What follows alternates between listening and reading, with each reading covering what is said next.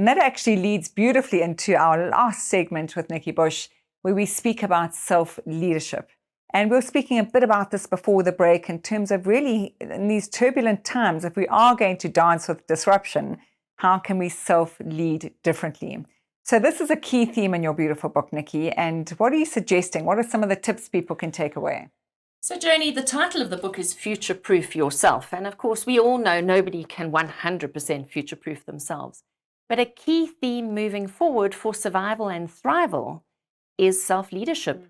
And that means taking responsibility for yourself. And one of the things that the pandemic has done is it has helped us to start rewriting the Human Resources Playbook.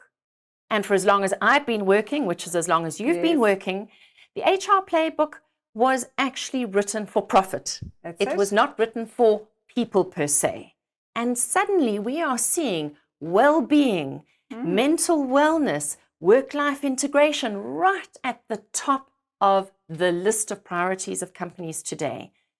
Because you can have the best platforms in the world, the best processes in the world, but it's the people who drive those things, ultimately the success of any business. That's it. So the focus on people is critical. And you and I are so happy to see this happening. Yes. And the research is showing that. I'm just going to interrupt. I don't know if you saw that Deloitte last week had a worldwide piece of research come out. So the countries were America, UK, Australia, and Canada. And it was 21,000 people. The stats that they've got in there, Nikki, is that 76% of C-suite and employees are saying that they have been adversely affected by the pandemic, mentally and physically. So this whole self-leadership and how we're going to take charge is huge. 3/4 of your workforce are saying, hey, I'm really struggling. And as much as they may be struggling, Joni, as a leader of a team or a business, we also have to be careful not to play the savior and rescuer card too quickly or too often. Good point. Because as you will know, being a resilience expert, we need to be building the resilience muscle all the time, slowly but surely. And if we rescue people, they don't get to build it. And so as a leader, that is the goal, is to help your people to do the self-leadership, to empower them to take responsibility for their journey. And if you look at how the world of work is changing, we're going to see that HR is not going to be saying to people within the workplace, now it's time to go and study this. Now you need to upskill here. Now you need a certification there. You need to take charge and say, I believe that I need this. Raise your hand and tell your boss that you can't do your job without sharpening these skills.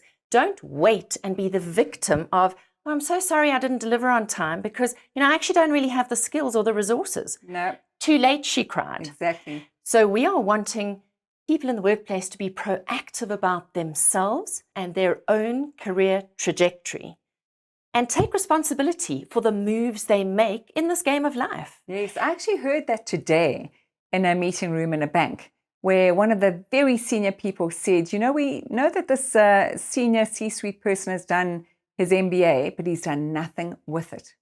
So it's interesting, they'll pay for courses and upskilling, etc. But people are tracking, how are you leaning in? What are you doing differently with your new skills or where you want to move to? And that's the big differentiator for, people who are going to make the most of their lives, really be optimal. Joni, I think the question is, what value are you adding to the business with the opportunity we have given you? And that opportunity comes in many shapes and forms. It comes in the job we've given you, the position we've given you, the support we've given you, the resources, and the learning opportunities. How have you turned that into a value add, not just for yourself, but for the business? And therein lies the opportunity to tell a story. And I know you're big on storytelling. Yes. So how are you using what you've been given to change your narrative and to build your brand of one? And really use those words cognitively for yourself. So I often say to people, change your words, change your world. Yes. So what are you saying to yourself? I delivered a webinar today, Nikki, which was called Courage Over Comfort, actually. And the very first thing in the chat box was, I do not feel valued in my team. So those words are ringing in that woman's ears. But what is she doing to flip that on its head in terms of leading herself differently and ensuring that she feels valued? What is she doing to make the change happen? Because I think that's the very difference now, is that we're used to a world of kind of waiting for restructures, waiting for, new positions to become available, but not picking up our hand and saying, actually, I think there could be a new division here, an e-commerce division. Let me do something differently. So that self-leadership is also about saying, let me see the innovation, let me take the baton, let me try something new and different. And it's because we need to believe more in ourselves, because you are an asset class all of your own. Yep. So what are you doing to invest in you to make yourself more valuable, more employable, and more relevant in this fast-changing world? And actually, that's what Bounce Forward is all about, because I'm saying to people, if you change your thinking, your feeling, and your actions, yes, that's the kind of cog of the wheel, but you've really got to have energy to do that, and that's the resilience muscle that you talk about, Nikki, and you've got to have the mental agility. With dancing with disruption, and I just love the theme of your book, it's outstanding, is you've got to be agile. You've got to ride the waves of change. You don't want to be dumped. Exactly. And they're coming thick and fast, those sets. You can no longer count 7 sets of waves and have a breather. They're coming far faster, and they're bigger waves of change. So what are you going to do with dancing with disruption? Nikki, to wind up now, can you tell us where we can get your fantastic book? I have seen it, of course, at Exclusive Books, but where else?